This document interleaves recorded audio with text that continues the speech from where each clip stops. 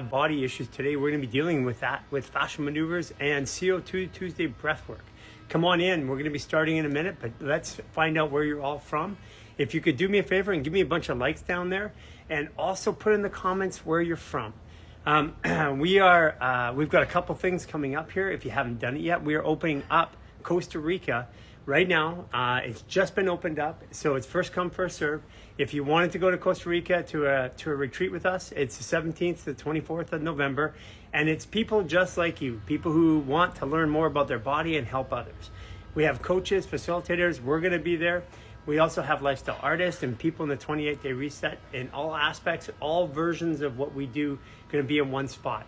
It's going to be where you learn more about yourself and learn more how to help each other. And we also have this weekend coming up on Saturday in our event section, we have a modified fascial maneuvers class. So welcome, come on in. And we got Romania, we've got, another Romania, Jersey, Hollywood, Darwin, Australia, Hollister, California. Welcome, welcome. Hello, everybody. Mumbai, Grand Rapids, Michigan. I'm doing my day 16 right now. Magna, thank you for saying that. Day 16 is a powerful day. Actually, you're doing day 16. You're doing it along with the astrology. That's net 7. That means you're doing your Pisces day on the maneuvers on your Pisces day in astrology. Pennsylvania, Canada. Where in Canada are you from? Grand Rising, Portland, Oregon, London, England, New Jersey, New Jersey. You guys, that was kind of weird, eh? When I came on earlier, I had both accounts still running, and somehow it was broadcasting me on both accounts. Tucson, Arizona, Kalispell. I have a funny story about Kalispell.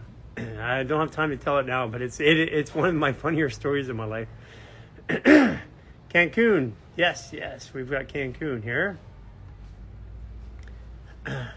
Jordan, Florida, all the way from Jordan. Hey, Jude.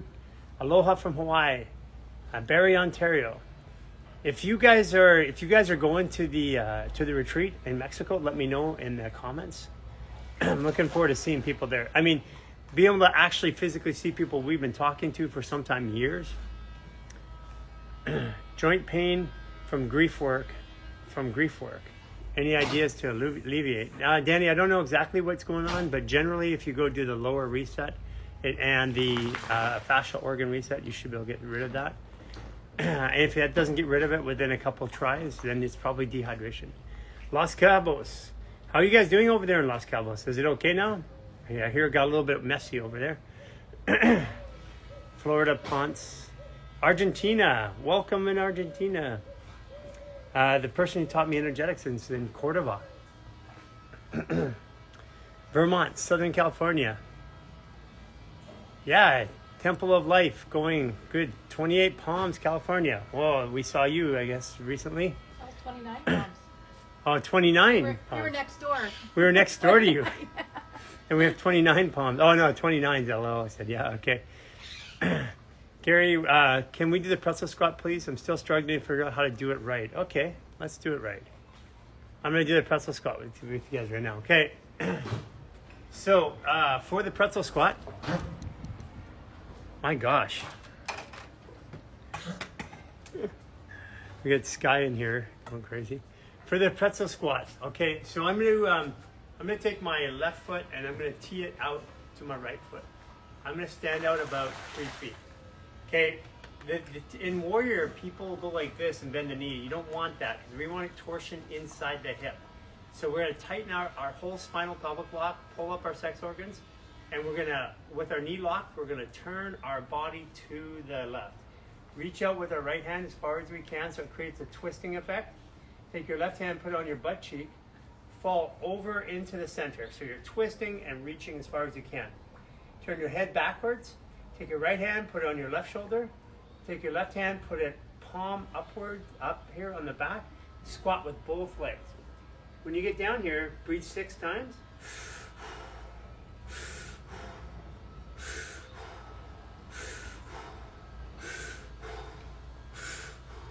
Switch arms. Turn your head to the left, breathe 6 times, and push into that knee if you can.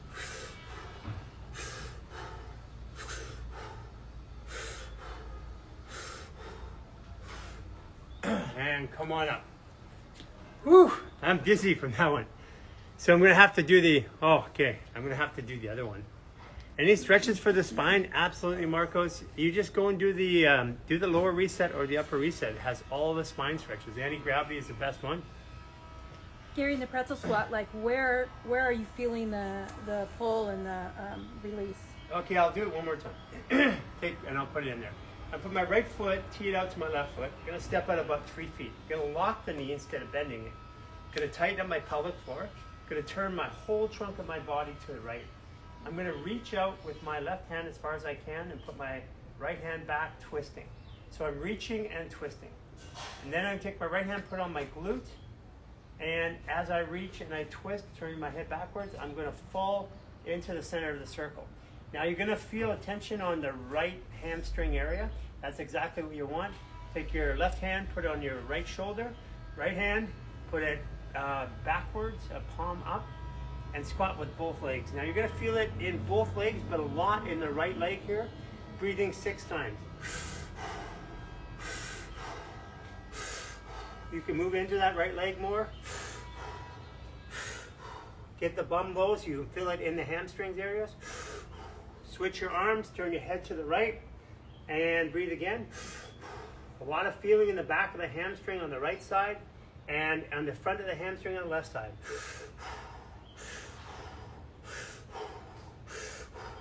Come on up. Super powerful. Try it like that. Woo! That's a maneuver for the day. Pretzel squat is really good because it helps your body pick up your testosterone and also your growth hormone. You're gonna feel that as you do that. It's gonna fire your hormones because it's deep in the hips. It's kind of like the same thing as bodybuilders. If you wanna get more testosterone, more GH, you do a lot of squats.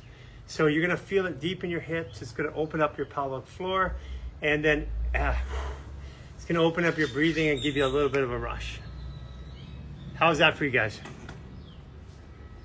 Okay.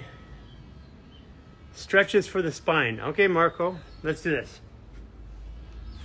This is anti-gravity, okay? Anti-gravity has 4 components. We're gonna be pulling the skin up on the back of the neck, locking it to the skull. We're gonna be looking up and breathing, chin to chest and breathing. We're gonna be rotating the neck.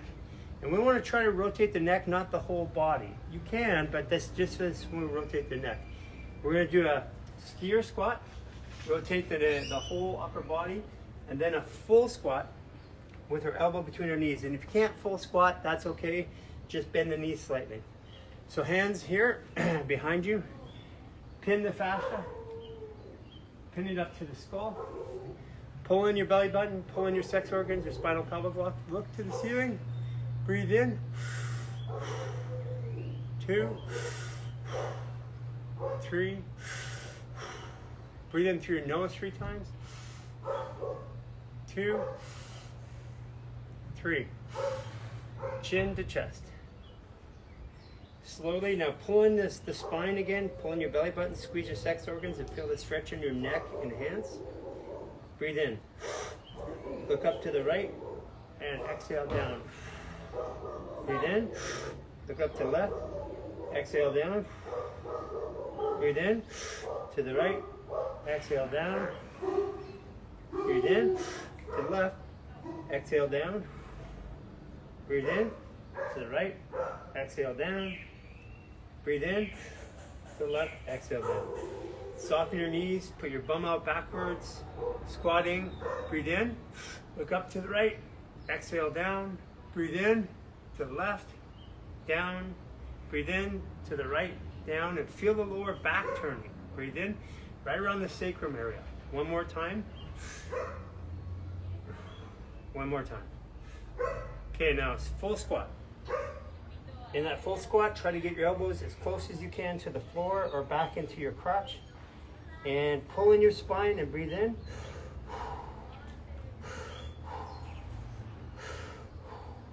Breathe in from your nose for a bit.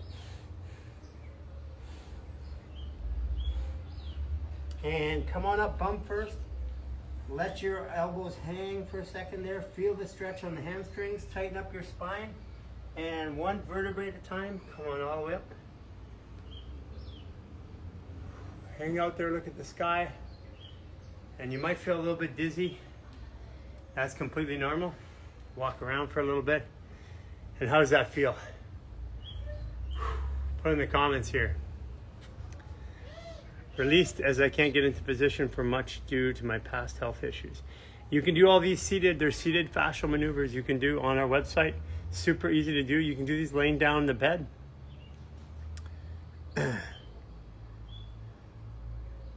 Felt dizzy, yes. The first one was pretzel squat. You can find it. You can find all of these in our 45-minute full body reset, or they're individually listed out on the YouTube. You can find all the maneuvers with details of how to do it. And again, if you want to read about it, you can go to our fascial maneuvers guide. It's on our website under guides.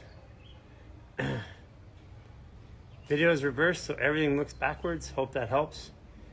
Thanks, Chris Roche. Good to see you again. I never locked my fingers on this one. So this is, if you can't lock your fingers, the other way you can do it if you can't get back far enough is grab a towel. And then we have a new fascial tool coming out that will help you do that as well. Yeah, we're saving this live. It'll be posted up here right afterwards. Recommend, what should I do for weight loss? I have a bloating, acidity, and sudden weight gain. Okay, if you have bloating, acidity, and sudden weight gain, first and foremost, hydration. You've got to get diatomaceous earth, Irish sea moss. If you can get the 28-day reset bundle, get that with the power kirk. That will help you greatly. Second of all, do the lower reset. The bloating, if you're feeling bloating, it's because this valve over here on the right side, this is my right side, it's getting blocked. So let's open that up with a psoas release, okay? So what you're gonna do is you're gonna go and put your hand, your right hand, on your belly button, go 2 inches to the right, 2 inches down. Right above the hip there, the hip bone, you pull the skin up so you feel it pulling down into here. Now with your left foot, lunge forward, lean back, and breathe. Look up and breathe.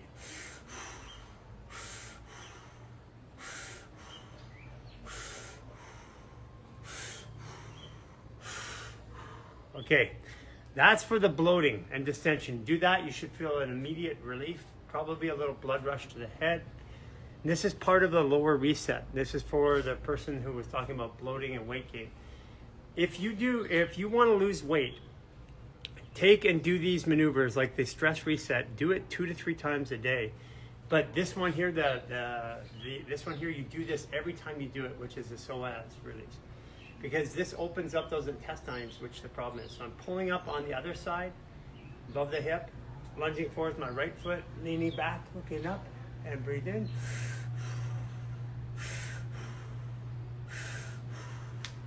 Again.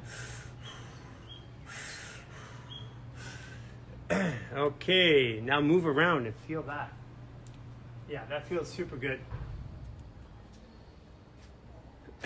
So the key to losing weight or changing anything really hormonally in your body is to do one or some of the maneuvers on a daily basis multiple times.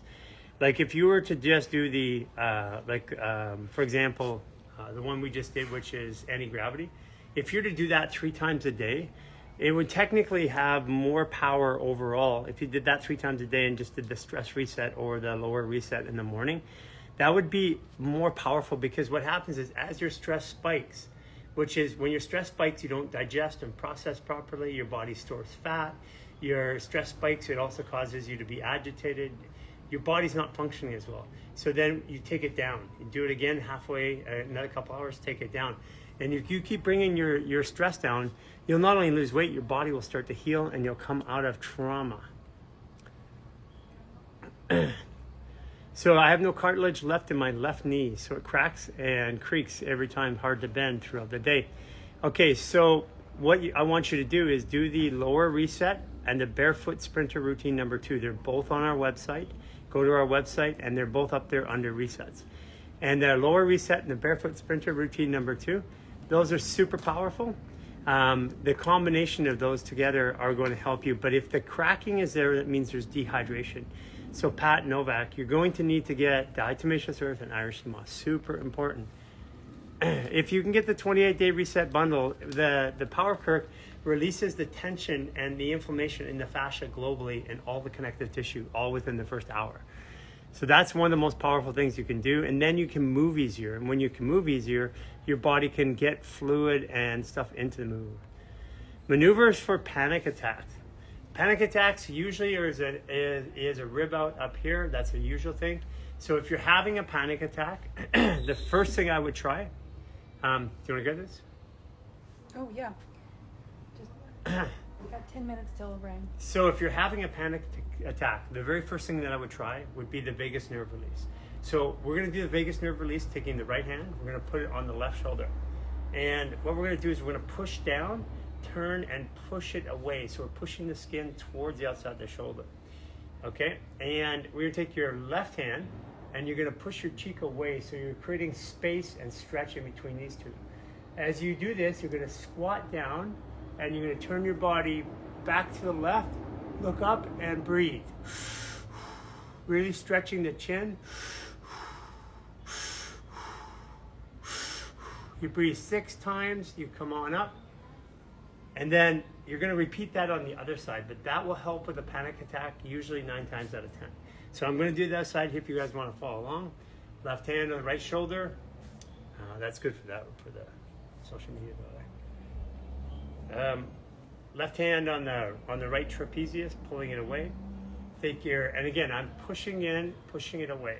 And the vagal nerve goes up and through there, and that's why we're doing this. It creates a stretch on the fascia all around the nerve. When the nerve gets dehydrated, it gets agitated very, very easy, and that can cause stress. Right hand on the chin and cheek, pushing away. Squat. Turn the body to the right, look up. 6 times. So that's the most important one, Debbie, for panic attacks. Usually panic attacks are some sort of threat to the body. Otherwise, it just feels like raging stress. But a panic attack, the body's saying something's going wrong. The other one can be a rib that's out in this area. So any of the shoulder or upper reset maneuvers, and you can find upper reset on our website. And usually that'll get you out of the panic attack. And if you're out of the panic attack, then you can start to function. Now remember, once you come out of the shock, freeze, fight, and flight, it still takes your body 45 minutes or an hour to get out. Like, you have an initial drop and release, and don't keep feeding into it at that point. I would go in after that and do the whole upper reset or the whole lower reset, and give your body a chance to work the chemicals through, because the adrenaline, norepinephrine, and cortisol, if you don't do anything at all and you don't have another stress spike, they'll stay in your system for 4 to 6 hours. If you have a stress spike, if you can remediate the stress right away, it'll come out of your system within 30 to 45 minutes. Hey, Cynthia, can you grab me some fascial fuel, please? Yeah. It's in the kitchen. Yes, we're going to save the live, absolutely. Be on the wall right afterwards. I started with DE and Irish sea moss suggestions for fibroids. Okay, it's me, Tiana Marie. Hey, that rhymes. You were potent, didn't know it. So Tiana Marie, if you have fibroids, okay, so fibroids, and depending on where you have them, they can be in different parts of the body. It's fibroids. Think about this. Think about there's all these layers of fascial tissue. And if you want to see this visually, go look at fascia magnified 25 times on YouTube. And you'll see layers. You'll see, first of all, a spider web. And then you'll see layers of tissue processing and moving it over itself. Okay, 1 second. Fascial fuel. I was feeling it. Today I've been feeling a little bit energy drained. Yes. I predict at 11:40 when the energy shifts to step 8, I'm not going to have an energy drink. Fascial fuel takes your body out of sugar, puts it into ketogenesis in about 35-40 minutes. So imagine you have all those layers, okay? Now fluid's trying to move through them, but if you get stuck, like if you look at your body, sometimes you'll have one spot that's stuck or twisted, or your skin folds or something like that. Well, that's a block in that layer of fascia. So if you open it up, the flow goes, and that's why fascial maneuvers, sometimes you feel a flowing sensation in the body. So if the fibroids, like uteral fibroids, it's doing the lower reset, all the pelvic moves, the belly button and torque. These are all in the lower reset. And if you get somebody to help you out, it's the partnered maneuvers basic, and you can try that right away. But The primary reason why there are fibroids, in my opinion, is because those layers are trying to move fluidly, and one gets stuck. There's an adhesion there. It gets stuck right there, and then the fluid starts to build up behind that adhesion, can't move. That's what a fibroid is. So usually, when I put my hands on and viscerally move a fibroid, depending on where it is, you can actually move it out right away. And even in the uterus, we create so much pressure down there when we're doing the work. Sometimes the fibroids will disappear right away. Yeah, 2 minutes. Hi, Neelam.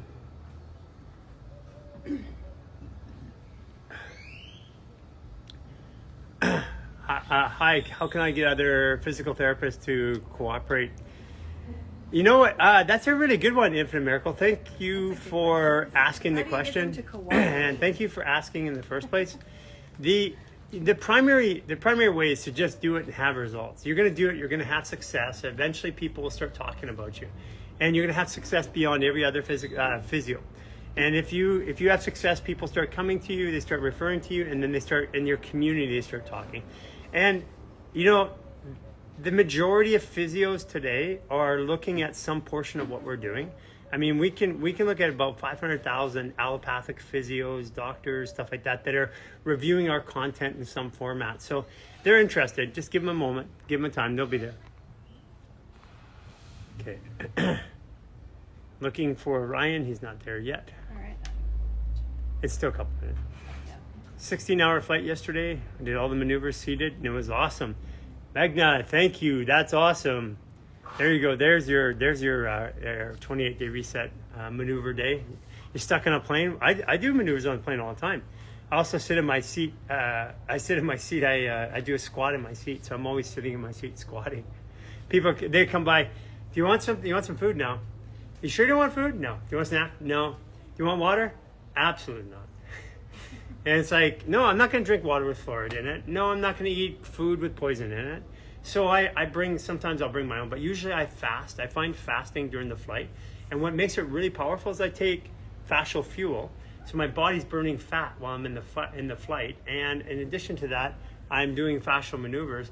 I get out of the flight, I'm charged. I don't have any hangover. I don't have any jet lag at all. Never when I fly. Because the jet lag isn't, there's a time difference that'll catch up in a couple days, but the jet lag you feel right afterwards is the pressure difference.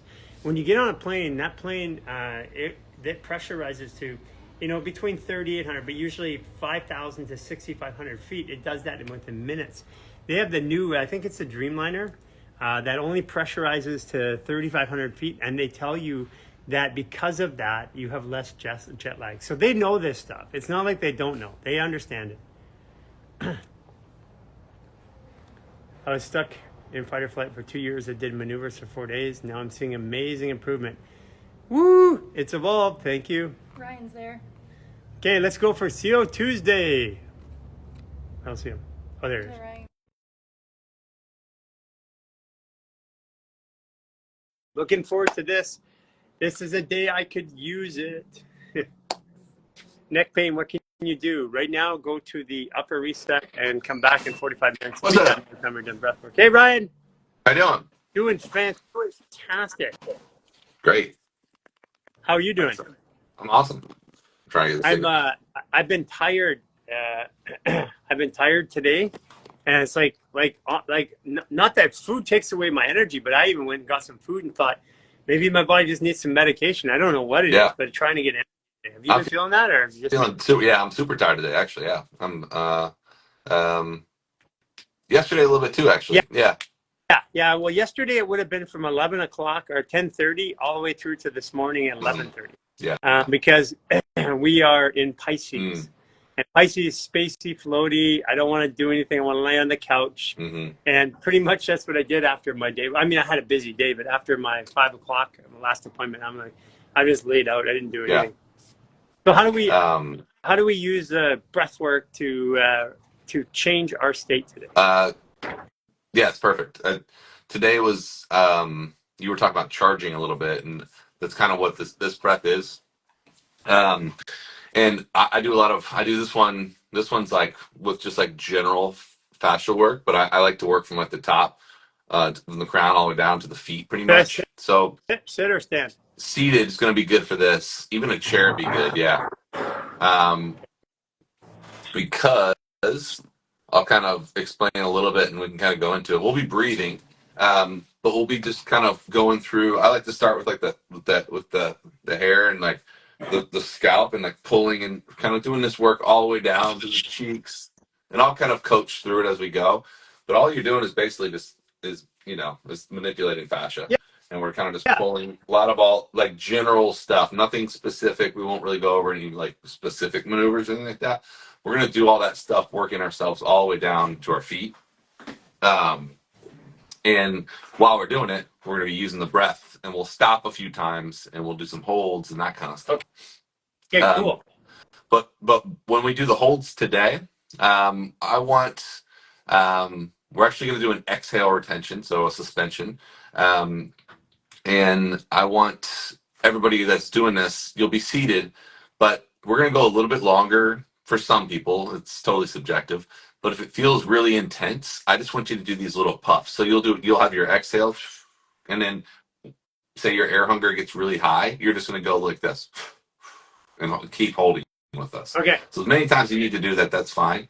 But we're gonna do all this manipulation. We're gonna start with the breath only, and then we're gonna get into our first round of the manipulation, starting from the scalp, and I'll coach through that as we go. Okay. Cool. Cool. So the first breath pattern is in the nose, out the mouth, and we're gonna go 4 seconds in, 4 seconds out. No pause at either end. So I'll coach you through it. Let's all just like start with a big exhale, push it all out. And then back in for 4, 3, 2, 1, out. 3, 2, 1, in. 3, 2, 1, out. In. Out. Keep this rhythm going. And when you're doing this, I want you to try to find, like, make it a full breath.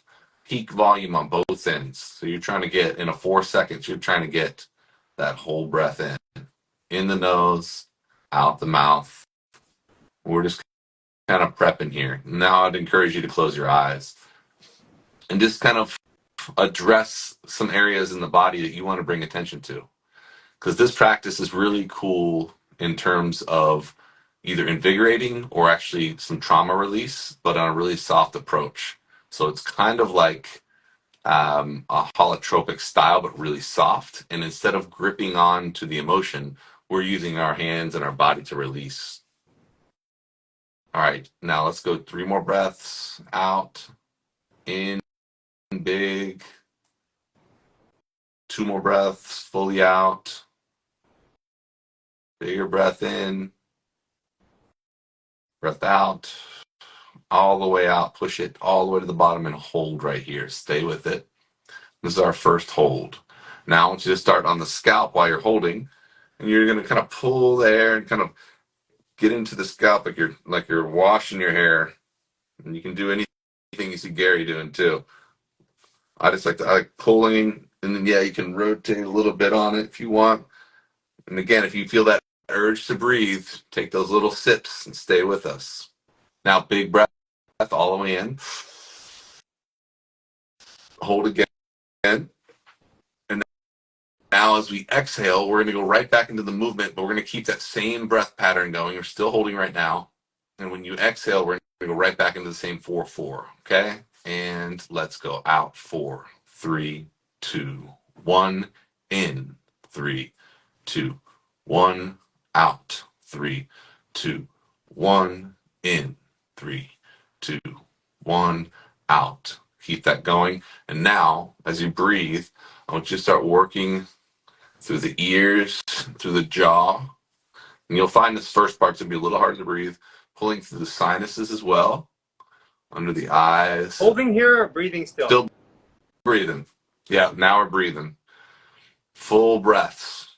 Once we get past the face, it'll be a little easier to breathe. We're starting to work down to the back of the neck. And I like to pull down like you're like kneading through in the neck. And this is mainly fascia and your skin, not so much digging into the muscle. Just trying to keep it. Now we're working down to the chest, keeping that breath pattern going, pulling down I like to use two hands, holding on the fascia, working onto the arms. And it's like just twisting. Same with the elbows. It's a fascia maneuver. I mean, you can move the arms up over here. Just keep that breath going, fully in, fully out. That 4 seconds in, 4 seconds out, in the nose, out the mouth. When we get done with this arm over here, we're going to go back into the breath pattern. We're going to take it a little bit faster. And then we're going to do another hold. And pause. Now, let's go double time, 2 in, 2 out. Same breath through the nose, out the mouth. And in, 1, 2, out, 2, in, 2, out, 2. Full breath still. Out, 2, in, 2, out, 2, in, 2, out, 2. Circular breath, unending, continuously going in the nose, out the mouth. Try to relax the body. And I want you to start, as you're breathing here, I want you to try to just relax and try to feel what you just did, basically from your chest up. I want you to feel the difference in your body from the movements you just did and just sitting with the eyes closed, feeling that vibration, feeling that charge you got going on, just the difference that you have on those two halves. And now deep breath in,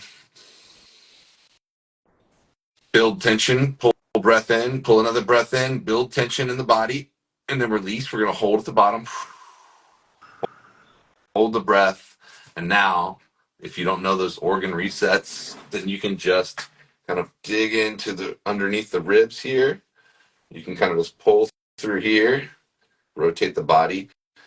Again, we're moving as much as you can. And this is just very general and very global. We're still holding the breath on the exhale. Really try to dig into this. Pulling up, find your hip bone, pull up from the center. Keep that breath in. Keep moving those hands across there. Now bring them to your lower back. And again, if you need to breathe, take your little sips and come back to it. There's just global. There's no really wrong, right answer here. You're just kind of moving the skin, moving the fascia through as much as you can. And now, inhale, deep breath all the way up. I gotta tell you something. That was weird. You can take a little. Okay, let's take a little breathe of what you got. So, the oxygen the in the tissues, like when we go underneath the water and I push the oxygen out, I blew everything out.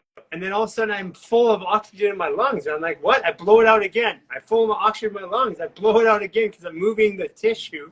It's pushing the oxygen into the lungs. I'm like, where? I didn't breathe. Where did that come from? That's pretty wild, huh? That is really wild.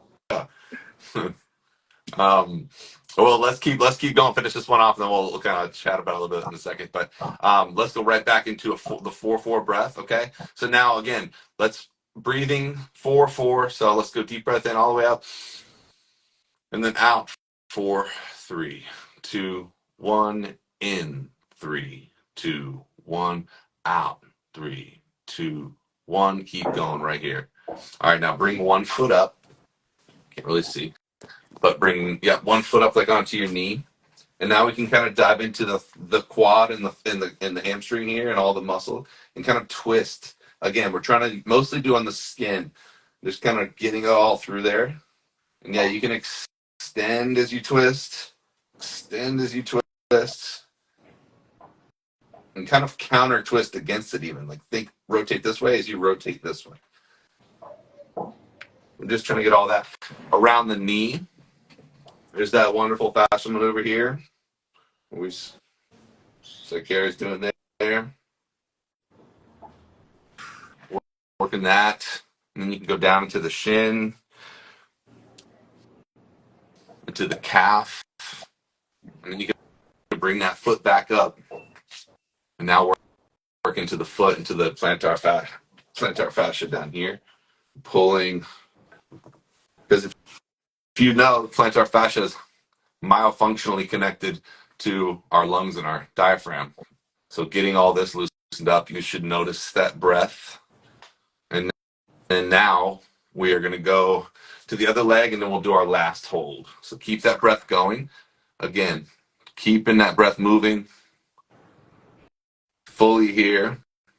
Just working on to that last half of the leg here, into the heels of the plantar fascia, moving the feet, and then come back to center here. And now we're going to go right into our 2-part breath. So a double time here, and in, 2, out, 2, in, 2, out, 2, mouth only here, in, 2, out, 2, in, 2, out, 2. Keep that rhythm going right here. Okay. Keep the eyes closed, and now keep that breath moving. And I want you to feel your body. I want you to feel the sensation, feel the charge, feel the release, feel the vibration, feel the difference of you from where you started to where you're at. And now deep breath all the way to the top. Bring it all the way in. Fill to the top. Hold right here. Draw the belly in. We're going to rotate with that breath held 3 times. 2 times. 1 time. And exhale to the bottom. Fully out. Exhale. And then relax the body. And hold the breath right here. And fully relax. Close the eyes. Sink into it. And just become aware of what's going on in your body. What did you release? What did you move? What sensations are coming up? And then how does that play a role on your mind, on your thoughts that were around before when we started, and your emotional body as well? Just be aware globally of what you're feeling. We're almost to the end of this hold. Again, if you need to, you can take that little breath in and right back out and hold with us again. Almost there, 10 seconds. 5 seconds till we take that massive, big, life-giving breath back in, and bring it all the way up as big as you can. Release, relax, come back down to central, to center, and back to your source. How are you feeling, Gary? I'm high. A little bit of a high, yeah. You get pretty high this one. Yeah, I'm very high. Like I want to just I want to just lay down. Yeah, you go ahead and lay down. Yeah, bring food. Bring some food. Just you can go for a swim or something. Oh yeah. Oh yeah. Oh, I'm very high. Seriously, and like complete change from the state earlier. I purposely didn't try to fix myself coming into CO Tuesdays. I wanted this to be the change element. So I wasn't trying to rev myself up. I took some fascial fuel that hasn't hit yet, but I wanted to see the breath work come in and take over. And man, I feel good. I feel loose everywhere too. Beautiful, yeah. I can feel all my joints are lubricated. Mm-hmm. Yeah, this is like my morning coffee. Sometimes I'll do this little practice. Just feel, or if I'm like down in the day, after whatever, some midday. Next time we spend time together, we're gonna do 2 of these a day, every day for like 7 days. Lock it in my brain just so I do it. Yeah. For me, yeah, I'd love to do that. Very, when it comes to the body, I'm very repetition based oriented. Mm-hmm. Yeah, I mean I think that like applying that kind of stuff again, just like we always talk about, like breath and fascial maneuvers and breath and this kind of release, just like even generally doing that kind of stuff, it's just like it's just they're built for each other. It's meant to be a system. It's not instead of one without the other. But I would love to run like a little test on running it multiple times a day, seeing what the difference we could do with that is. Yeah, because I've been testing my breath since last week, and my general breath when I'm just kind of doing nothing is like 3 to 4, and if I lay down and rest, I'm 1 to 2 on a regular basis. So and I know because I spent a lot of time testing my breath for years. That's a significant change, and the only thing that's really I haven't done any cardiovascular or a lot of breath work in particular. That's just fascial maneuvers. Yeah, I mean that's because your fascial maneuvers definitely is a down regulation of the nervous system as well. So that'll change your breath rate. The tissue to get oxygen there easier. So oxygen's like anything else. If your tissue's dehydrated and compressed, oxygen's got to get through there, and it's harder. If it's nice and loosey goosey, Yeah. and the fascial layer is open, then it can populate the tissue really quickly. Mm-hmm. Yeah. Yeah, that makes sense for sure. Are we done? That? That's it, man. That's the little practice we're doing, and then I was gonna let's see how chat people, about it. Let's see how people are feeling about it. Easier. I'm in. Okay, that was cool. Lubricated joints, yes, that's how I feel. Should feel each other. Should we hold each other accountable? Sure. Yeah. I don't need accountability to do stuff. I like to do repetitions with people. I'm a generator, human design for all you guys. And so a generator is like, if you ask me like, hey, Gary, I'm like, oh, no matter what, I'll be sleeping. They go, hey, Gary. And I'm like, whoa, what do I need to do? I turn on to the request, right? That's just how it is. For me, it took me a long time to do a self-care practice like fascial maneuvers as a regular thing, but I felt so high, and there was so much stress in my life that the stress in my life is what got me to finally do it. And I used to beat myself up because like, why won't I do this for myself? But I go to the gym, but I need to see somebody else there working out. As soon as they would work out, then I would work out. Yeah. I used to think it was competition, but it wasn't. It's just a generator. Okay, so let's somebody who wants to ask a question, Ryan, can you put it in the comments right now? Hard to relax and take care of ourselves. Yeah, it is. I mean, Serenity Now Wellness. That's because she's a Scorpio Sagittarius. That's why. Yeah, it's easy for us to give, but it's hardest to give to ourselves. To give to others. Magna, are you on a plane? I think she might be on a plane. Is that what it is? I think she's on a plane right now. Is that possible? Can you can watch a stream on a plane, can't you? Yeah. I mean, well, if you have Wi-Fi, it might be kind of.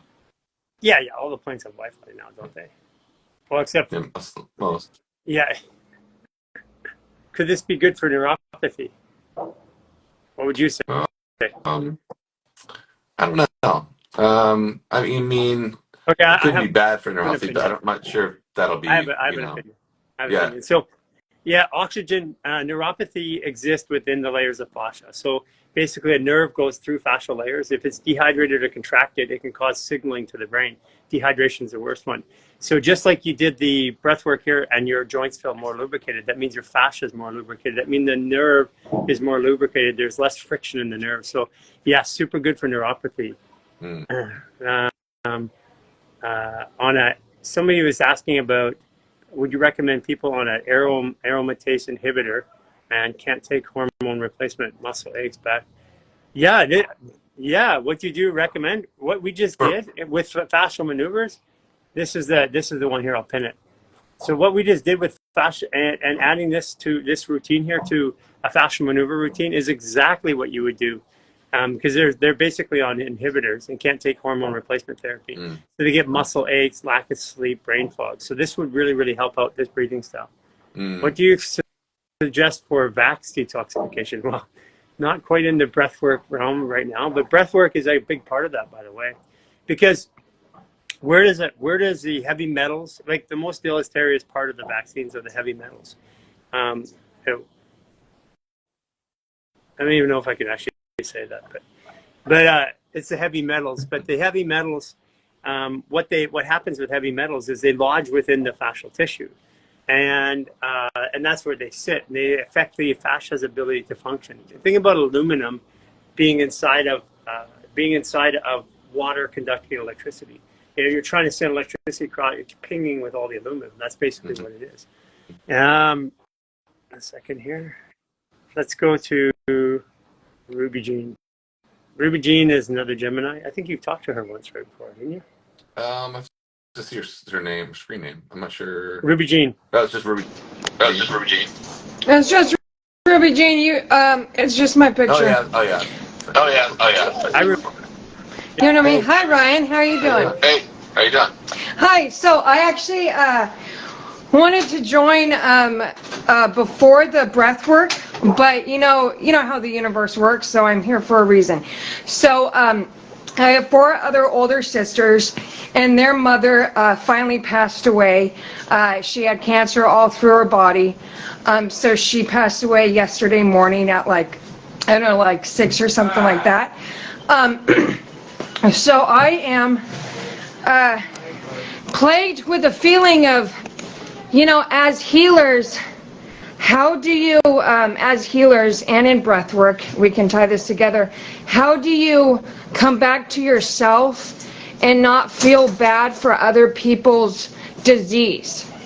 How do you not take that judgment on, and where do you go in your body to get strength? Sorry about the TV. Yeah. You want me to answer this? You want me to answer this? Yeah, What I would say. From your point of view, you have We got a lot of echoes going on, so I'm not sure what that is, but Is that me? If it's too hard, Ryan, we can rejoin later, okay? We'll answer the question. we'll answer it. Okay, sounds good. Thank you so much. Okay, yeah. So okay. There's 2 parts of that. One is taking on the emotions from others. The other one is how to regulate myself. So I think the best part is what kind of breath practice would you do to regulate all those heavy emotions? Would you say? So there's a couple different techniques that I've used personally, because I understand that, and I've been through it, and I'm sure every human being has. So, but the way I've started it is, I did go into a heavier practice in the beginning. That was my limit, and that's how I responded to it. This is totally anecdotal in my experience. I actually had to push myself into one of the more intense sessions I've ever done, which opened that window and opened my eyes and my third eyes to be able to receive or not receive those energies as I guess it would be, and like kind of like today's practice, like where you don't want to retain them, you want to experience them, and then you want to let them leave. So a lot of times in like a holotropic style of breath, where we'll sit in that emotion for so long, and it can be super healing, and you'll cry and you'll release. But sometimes we have to like allow them to come in, a process, and then we use those physical like kind of stuff we were doing today to help release and not hold on to them, so that they're sitting in our body for so much. That's what I did for myself, at least, and that's what my and so you're both Gemini, so likely you probably get in your head about it. Yeah. What about someone who's been holding trauma for a long time? So the length of time, do you get people asking about that? And it's difficult to take deeper breaths. Yeah. So I mean, I haven't really met anybody that's been holding on to trauma that hasn't been too long. Yeah. I guess it's subjective, because there's the point when I reach somebody when they're going towards a breath session, it's because they are having problems processing. So length of time is subjective, but it's always too long when we're suffering from it. So yeah. So what was the second part of the question? Well, it's difficult to take deeper breaths. Okay. Yeah. It is part of the practice. I mean, it's not something that comes immediate, and it's most likely because you are in a constant state of hypervigilance, and you're always shallow breathing. So when you always shallow breathe, you never have the experience of finding a deep breath. And that's where maybe like one of these practices would be good for you. A trauma release session would be good for you. It might be a little intense for some people, but that's where I think it would be most effective. What about Ryan? Like someone who has been holding on too long, their fight or flight, they can't even get a breath. What is a quick breath technique that they could do like 8 or 9 times a day to help downregulate their system? Like something that's quick, non-invasive to their lifestyle. Yeah. I think there's quite a few. So I mean, like multiple times a day, if you want something to tap into really quick, my favorite breath it's very simple. It's basically just going to be 2 breaths in and one sighing breath out. So it's kind of like the yeah, that's it. So basically, yeah, that actually works really well. If you did that for a minute like 8 times a day, Hmm. that would help out a lot. Yeah. Because I notice that when I'm under a lot of stress, I'll make sighing noises like, oh man, oh, it's so tough. Oh. Hmm. Yeah, And exactly. I Yeah. haven't had that. It's funny because I haven't had that in my life in quite some time, at least over a year. Mm. But I remember because that sighing breath would trigger Jason.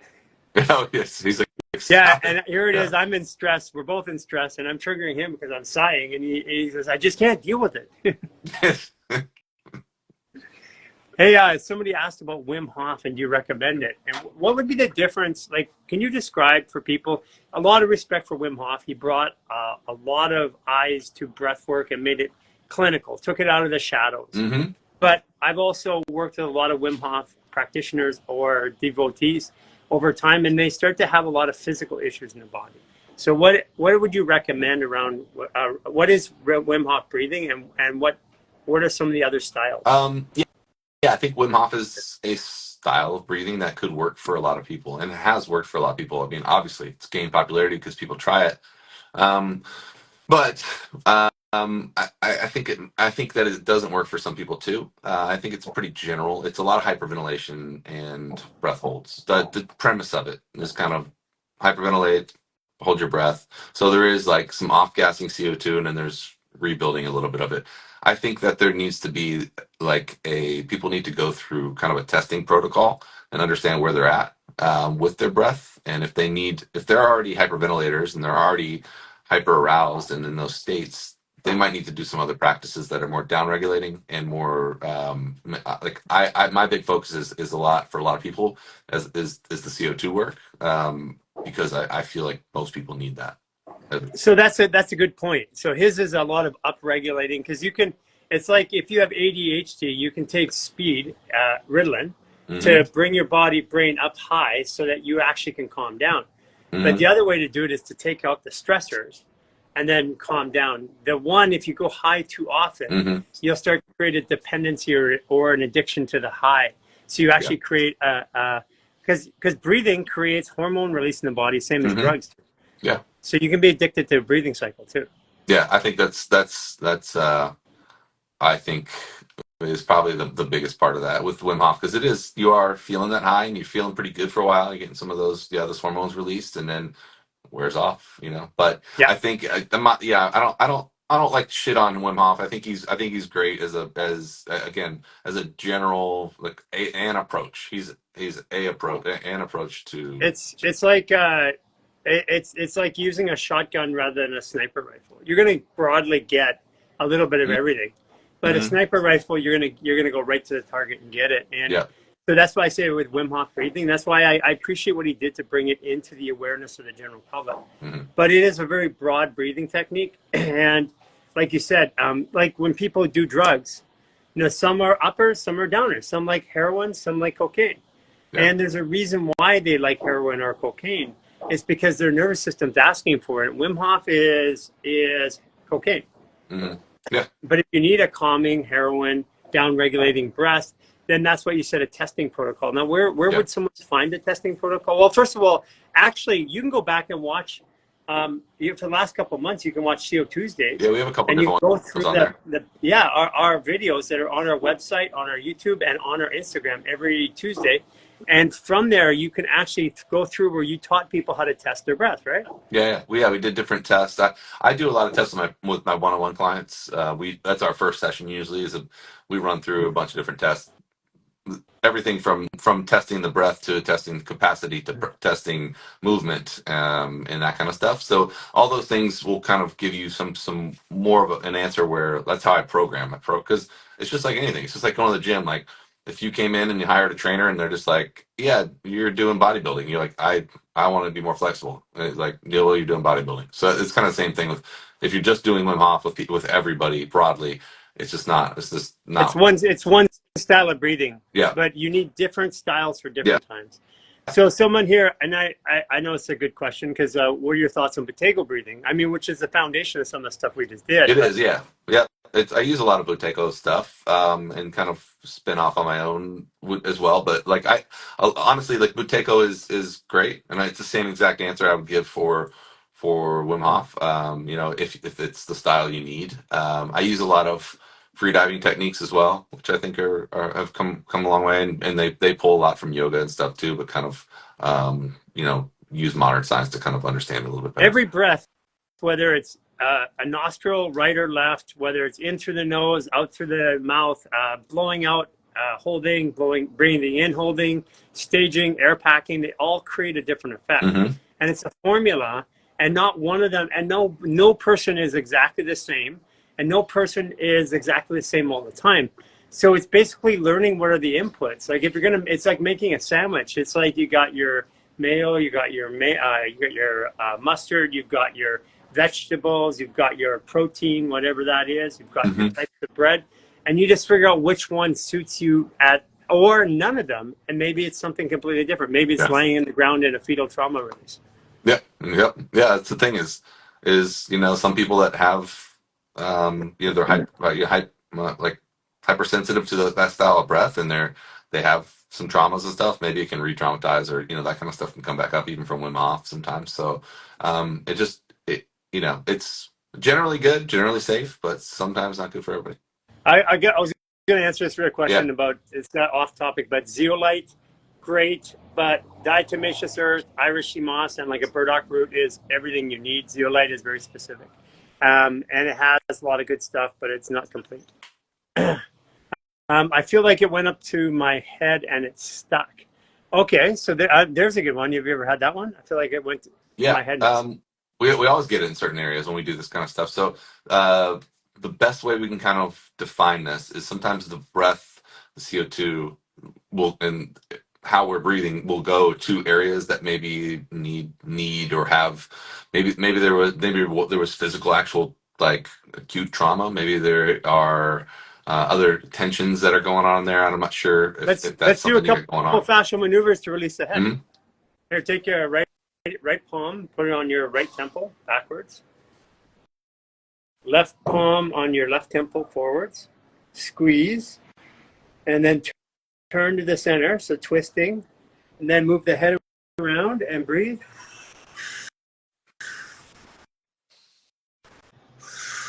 Open and close your jaw.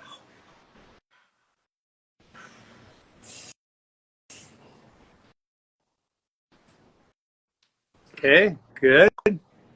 That feels good. Mm-hmm. Another really quick one, I mean, the other one is the hair pull, but a really good one is to put your thumbs in your ears, grab the lobes, turn it, like crank it really hard, and open and close your jaw.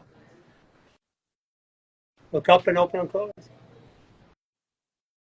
Chin to chest, open and close. Look up to the right, open and close. Look up to the left, open and close. And that'll take all that good oxygen that we just produced, and that'll open it up into the limbic region of the brain. That one. Yeah, it mechanically, what happens is that because we stand, one of the pressure lines comes in through the body, up through the SCM area, over the top of the head. That's a pressure line. That pressure line actually affects the compression of the cranial plates right over the midbrain. That's over the midbrain. So when you do the ears, that's why all of a sudden usually things look a little bit brighter. Mm-hmm. My brain calms down. Super powerful. Mm-hmm.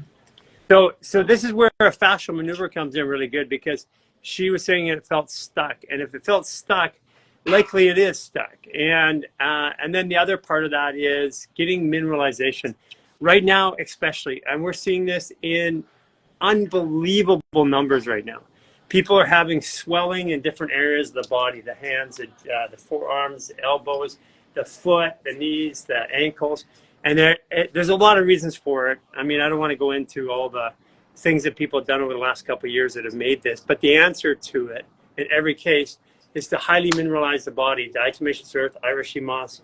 I take boron or boric acid or borax, or any one of those. I often use borax because we travel and I can't get boric acid, or I can't get boron sometimes.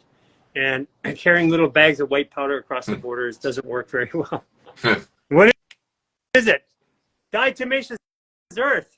Yeah, sniff a little bit. I don't understand. What is it? Diatomaceous earth. Guns out.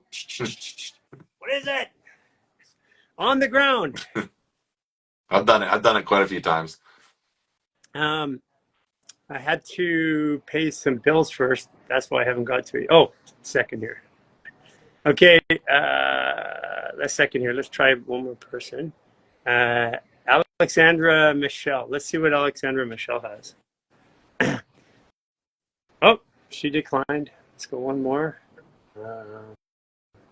Nicole Young. Maria the Greek.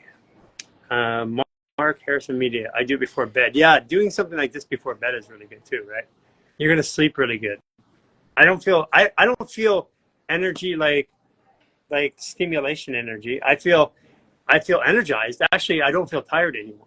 Is the best way to say it. Yeah. So instead of saying I feel energized, I don't feel tired is a better way to say it. Yeah. I think also my fascial fuel is just kicking in right about now. Getting a little combo. Yeah, remind me. Send me a text message. I'll send you out some more. Okay, cool. Sure. Alexandra says she's ready. I'm gonna try her again.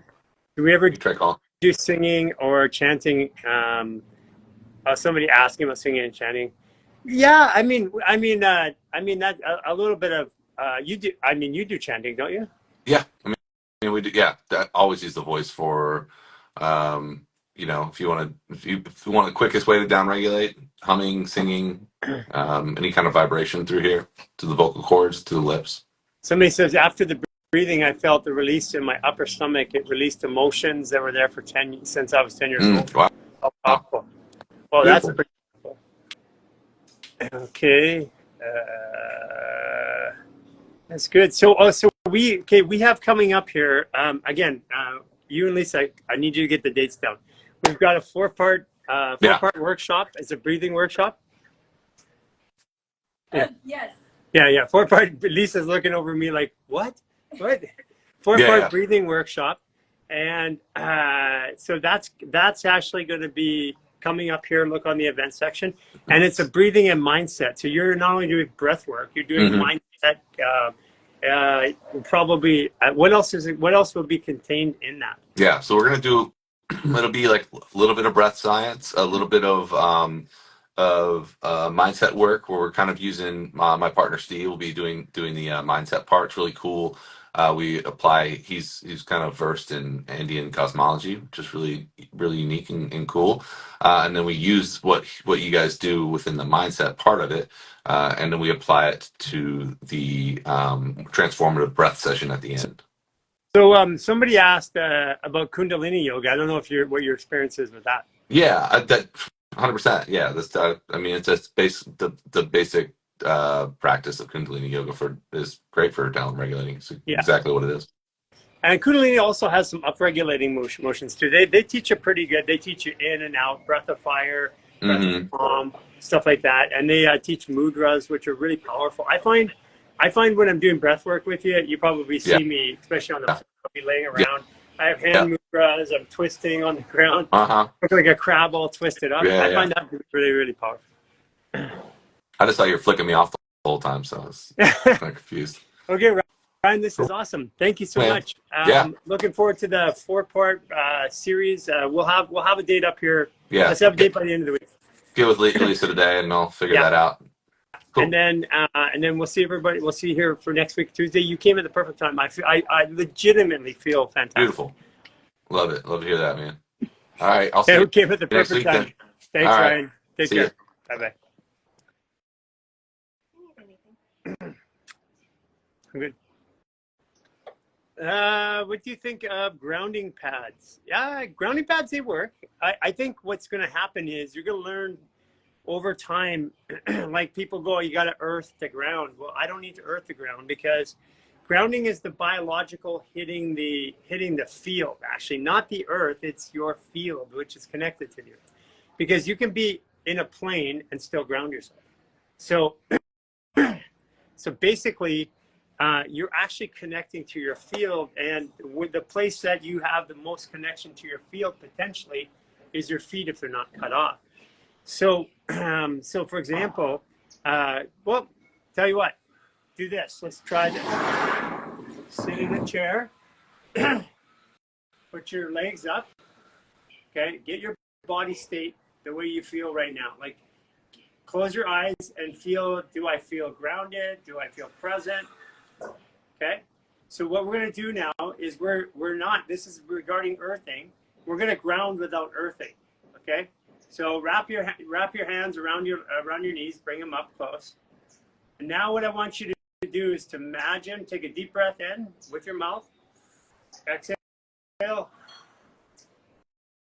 Deep breath in with your nose. Repeat that 2 more times with the mouth. Nose. 1 more time. Nose. Okay. Now, feel your feet, wiggle your toes. Now I want you to imagine like a tree. I want you to imagine roots growing from your feet, going to the ground. So going from your feet to the floor, from the top of the chair to the floor. And then what I want you to do is imagine them growing into the ground deep, going out. And when you get down to the ground, make them grow outwards, out to your sides, out forward. Now I want you to imagine a light coming from the sky through your head, and white light going through your body all the way down into those roots. Now I want you to color those roots red in your mind. So the light's coming through your body, down into the red roots.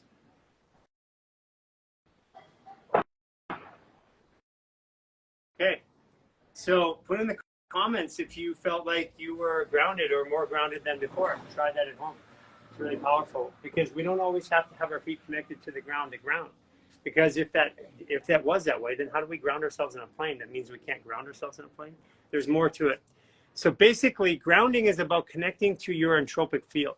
And if you want to connect to your entropic field, it's a matter of building that connection. And we build it through our fascia, which is the crystal. Crystals amplify signal. I'm getting lots of yeses there. The crystals amplify signal. So if you amplify your signal into your field and back from your field into you, you're now grounded and you haven't touched the ground. So people always say, well, why are you wearing grounding shoes? Are you wearing Vivo barefoots and they're plastic and they don't have a grounding mechanism? I'm like, I think my body looks pretty good. I think I feel pretty grounded and pretty stable. So what is it that I know that you don't know? It's that grounding by our biology is effective, but it's the least effective form of grounding. Grounding through our energetic field means we can ground anywhere. We can ground in the sky. We can be hung up on a rope and ground. And that's important because grounding is really just connecting to your own field, your own energy. Powerful.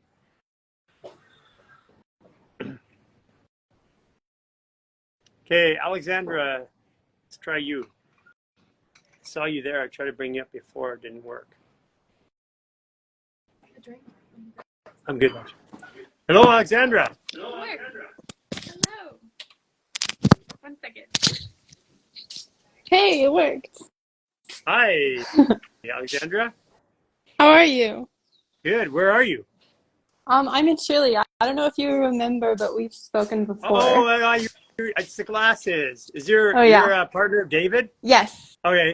exactly. Oh, cool. Hey, David. So I'm Is he here. there?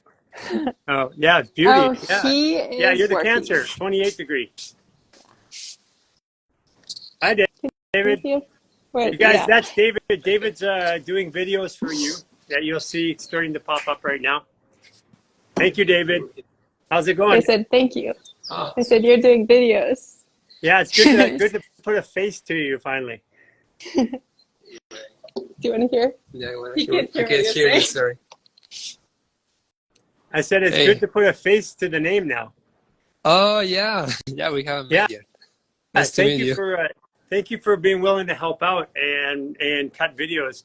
Have you been an editor already before? Or is this your first time? Or? No, I've been editing stuff for a while now. Yeah. And I've been focusing on shorts, so that's what I'm doing for you guys now. Yeah. Because I looked at your editing. Editing's impeccable. Like the way that your transitions and your cuts. You could tell you're a professional. Thank you. I appreciate that. Yeah, I'm learning your style because the first video I made for you guys on the weekend, I made it like, I don't know, complex with transitions and stuff and fireworks and things like that. and Gail and Jason were like, okay, that's good, but take out the music, take out the transitions. It's like, okay, you guys like it simple and clean. So yeah, I'm getting used to it. It's a style. I mean, it's a style that basically what we found, and I don't know if Jason has. We have a content creators meeting, so we have it on the app. I don't know if you've been in there yet, but you can actually watch our coaching videos. We coach our content creators how to make content. That might be worthwhile, because what we're doing is we're saying this is what our audience catches, and this is how because. It's like our audience, there's so much content in the health space that we basically got to catch their attention in 3 seconds and then tell them why we want them to invest another 90 seconds. Yes. Yeah, so I'm learning all that. But yeah, now it's been better, like, and as I get adjusted, it's going to be like faster flowing and all that. Oh, you're a Scorpio? No. Oh, man, everybody keeps saying that. Aisha said the same. I'm a Taurus. No, you're a Taurus. Oh, that's right. I remember talking about it. I remember that now. So, and what degree? 29? No, 27, sorry. 27. Oh, so you're and you're Aries Sagittarius rising.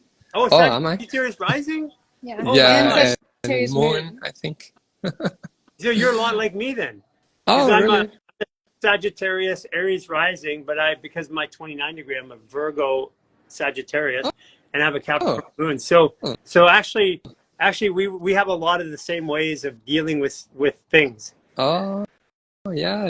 That's, I've been like going into this journey and learning and being open about everything, and not just in the spiritual side, but sometimes I go into my head and I go into physics and theoretical physics, and I go from one place to another, and I'm learning more about astrology and all that. And astrology makes a lot of sense to me, and I don't know, ever since I started to listen to you guys and to your lives and stuff, I mean, like, that makes so much sense, like, it's so weird, but I felt like, this is gonna sound very nuts, but I felt like in another plane or dimension, like, you and I understand each other. We do, you, Garry, and actually. That's what I was saying. We are the same person. Yeah, and that's we were so weird. Yeah, because Alexandra, when I were talking, and Alexandra actually is from a astrological point, is my ex-wife. Cancer. Yeah. So there's a lot. That's why there was a lot of resonance. And then I don't know if you remember, I randomly picked you a second time, and I can't remember who I'm picking. So I just randomly picked it, and it was on a Grandmaster Taurus day. So I called her up on a Grandmaster Taurus day randomly, and so there's no accident. Like, if I took both of you and took you to a new place, because you're in Chile now, you've been there for a while, but if I took you over to China and put you down there, it wouldn't be very long until all of the same energies that are around you, the same energies that make you who you are, your mailman, the door person, the person who serves you food at the restaurant, the one you talk to, the taxi driver, they would all be those same energies that you have there in Chile. And if I moved you again into the United States, it would be that again. Because the astrology helps us define the world around us. And if you think about it, we have this, and that's all it really is helping us make sense of what already is, but what is makes us who we are. So if I go somewhere else, I'm not going to change who I am. I'm just going to have the same energies come around me to make me who I am. Like somebody who pisses me off, someone who supports me, makes me feel good, someone who laughs at my jokes, someone who says I'm horrible at jokes. I need all of those energies in order for me to be me. Yeah, that's so true. Well, I've been meaning to go into the lights, but I was like, I don't know, like, but I'm here now, so I wanted to ask you, like, what do you see on me, like, with the astrology and all that? Like, is there anything else that you can have? Do you know your degree? 27. I know, but of your rising. Your rising is Aries or Sagittarius? I can look it up. Okay. I'll look it up. My rising is Sagittarius. So your rising is Sagittarius? Okay. Yeah. And then your Aries is in your moon? No, my moon is in Sagittarius too. And I had to read my chart better. Like, I'm still like learning about it. Oh, so David, what you guys can do is go sign up for the Serious Joy app. Yeah, yeah, And we just got and it. then you're working with us. We have an employee plan, Oh, so oh, cool. it's a lot cheaper. So we have an employee plan for our employees. So you just Yeah, sign up, take that first month for $3.99, and then send me a message, and I'll send you the information so that you can register in our employee plan. sounds good. Yeah, I'm still learning all of this about the degrees on 27, 29, and what that means. Yeah, well, 27 is a Sweet. Good job. Grandmaster Aries. All right. So you're an Aries Taurus, 27 degrees Taurus. That's Aries Taurus. Alexandra put up my chart now. She has been here. Okay, so you're What's what's his moon? 27 Sun, 12 Sagittarius, In my moon. and Oh, you're then 12 Sagittarius. So moon you're a is 12 Grandmaster Sag. Sagittarius in your moon. So your emotions are all, you emotionally use a lot of emotional energy to learn, to teach. You love learning and teaching. You feel it. But also the Sagittarius can be a little wild in the emotions as well. Yeah, And then that's he's true. 27 Ascendant. Oh, sorry, 24 Sagittarius Ascendant. Oh, and you're Libra Sag in your ascendant. So balancing it off. That's actually a really good combination. So Tauruses make stuff happen. Aries are structure and leadership. The Sagittarius in your moon, Grandmaster Sag in your moon means it's all about learning, adventure, and your emotions are always looking to believe in what you're doing in your life. You have to believe. And if you don't believe, Yeah, and then your ego is trying to balance it all off. yeah, that's so true. I had a friend of mine tell me that my mission in life was to learn to trust myself. That's what I Yeah. came here for. Yeah. Learn to trust yourself. That's a fair statement, because or another way to say it is believe in yourself. True. Yeah. And believe in yourself is Sagittarius. So there's a lot of Sagittarius pushing that Taurus, and as a Taurus, you manifest things. But as a Taurus, you walk through a store, and what happens? Everybody's trying to manifest in their life, or they're trying to get something down. So the Taurus walks through, and then all of a sudden their energy comes through you. That's why you get everybody's energy. So you feel everything around, because you're like a Taurus, like is a portal like this. So as you walk through a crowd, people are dropping energy off to you. They're like, oh, good, I can manifest over there. Hi, big dunk. So that's what the Tauruses do. That's your job. But you have that 27 degree, which means at some point you have a little bit of this warlord, this warrior mentality that's in there. It may be quiet, but if there's a warrior mentality, it probably you don't let it out very often, but it's definitely there. Man, sometimes I want to like save the world, and I want to do stuff like to finish all these corruptions, and I'm like, okay, I'm going too much on my head, maybe and I'm trying to come back to my feelings. So yeah, I'm on that, like trying to trust myself, believe myself, because my gut and my intuition is telling me to go in that route, like in more, like leave my head and not to be so much in my head and try to go more into my heart. Yeah, and that is the journey. That it's getting out of your head into your heart. Everybody has the same technical journey, but we have different ways we think we have to get there. It's really to follow our heart at the end of it. But we all have different ways. Yeah, that's yours so is true. belief in your heart, and for example, Alexandra, yours is about not judging your Judging my heart or judging others? Judging others, which is actually technically judging yourself, because I can only judge. Yeah, so it's not judging. To get to your heart, and for you, it's about David. It's about believing in your heart. So those are. That's why you guys are together. That makes so much sense. Yeah. That's interesting. Well, I'm gonna leave you guys to it because Alexandra wants to talk to you about some stuff. So nice to meet you. Nice to meet you, David. I think I cut you off a little bit. Yeah, he said nice to meet you. Yeah, I heard it. Yeah. That's so cool. I'm glad you guys got to talk. So, so what's going on in your life now? So we're about to move. I'm like packing everything up. We've been kind of on this season of like moving for a while. Yeah. So this year we finally lived in the same place for 8 months. But before that, we were traveling for 3 years, like moving every couple months. And it was a bit exhausting. So we're like kind of on this mission of finding our home. That's something I feel in my heart that I'm I'm ready to have like that home feeling, but I sort of feel like it's out of reach and I have to like, I don't know, process through something with that. Well, that's what we're actually doing with the Lifestyle Artist Reset Centers, is that we have people like up in Lions Bay that are working, contributing, and we have this one. We're going to have them all over the world here soon, where we partner with people. And the idea is people, have a home. It doesn't necessarily have to be a physical place. Home's a feeling inside. Mm, And then if I can yeah. move that around, like what if you were like in Cancun for like 3 to 6 months, and then you were in Vancouver for 3 months, and then you were in you're in Europe, you're in Portugal for like 6 months, and the idea is that you don't have to then haul everything around and start all over, because you walk in, there's food, there's a car, there's cars, there's people to help, there's equipment that you need, all the stuff that you tend to move around because you're an individual. Well, that's what we're doing. We're creating a community of people that are helping people, and they can come and stay on the properties, and they earn their way by contributing. And part of the contributing, like even right now, is David's making videos. I mean, otherwise, at some point, people that live on properties, that's the trade. They live on, everything is provided, and then they provide the helping mechanisms. So that's what we're building, actually.